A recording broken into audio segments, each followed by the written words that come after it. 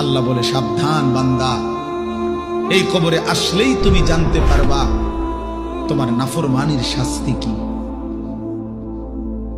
সুম্মা কাল্লা সাউফা তা'লামুন, আবারও জানতে পারবা হাসরের ময়দানে জাহান্নামের শাস্তি দিয়া তোমার নাফরমানির পরিণতি কি।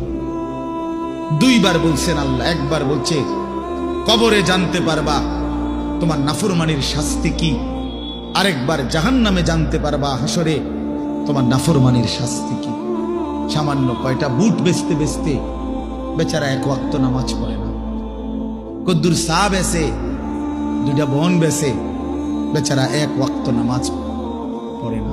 একটা অটো চালায়, নামাজ পড়ে না। একটা সিএনজি চালায়, নামাজ পড়ে না। 12,000 14,000 টাকার একটা বেতন, এই কদ্দুর চাকরি করে, এইটুকুর জন্য একটা নামাজ, একটা সেজদা দেয় না আল্লাহকে।